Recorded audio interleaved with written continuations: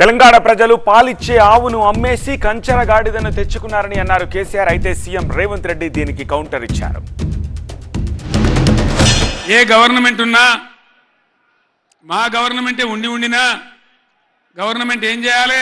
Tribunal ముందర పోయి గట్టిగా వాదించి చరిత్ర మొత్తం చెప్పి మన అవసరాలు చెప్పి మన కరువు చెప్పి మన బాధలు చెప్పి ఇగో మా వాటా ఇంత రావాలి అని కొట్లాడాలి.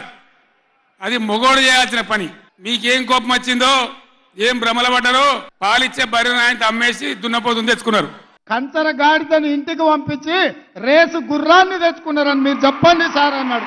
గత ప్రభుత్వంలో ఉన్న కంచర గాడిదను ఇంటికి పంపించి ఈ ప్రభుత్వంలో రేసు గుర్రాన్ని తెచ్చుకున్నారు.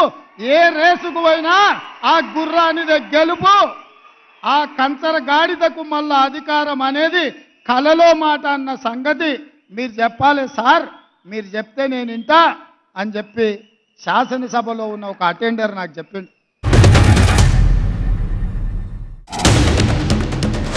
ఏ గవర్నమెంట్ ఉన్నా మా గవర్నమెంటే ఉండినా గవర్నమెంట్ ఏం చేయాలి? ట్రిబ్యునల్ ముందర పోయి గట్టిగా వాదించి చరిత్ర మొత్తం చెప్పి మన అవసరాలు చెప్పి మన కరువు చెప్పి మన బాధలు చెప్పి ఇగో మా వాటా ఇంత రావాలి అని కొట్లాడాలి. అది మొగోడు చేయాల్సిన పని. మీకేం కోపం వచ్చిందో ఏం భ్రమల పడ్డారో పాలిచ్చే బర్రెను ఆయన అమ్మేసి దున్నపోతుని తెచ్చుకున్నారు. కంచర గాడిదని ఇంటికి పంపించి రేసు గుర్రాన్ని తెచ్చుకున్నారని మీరు చెప్పండి సార్ అన్నాడు. గత ప్రభుత్వంలో ఉన్న కంచర గాడిదను ఇంటికి పంపించి ఈ ప్రభుత్వంలో రేసు గుర్రాన్ని తెచ్చుకున్నారు. ఏ రేసుకు పోయినా ఆ గుర్రానిదే గెలుపు. ఆ కంచర గాడిదకు మళ్ళా అధికారం అనేది కలలో మాట అన్న సంగతి మీరు చెప్పాలి సార్. మీరు చెప్తే నేను ఇంటా అని చెప్పి శాసనసభలో ఉన్న ఒక అటెండర్ నాకు చెప్పిండు.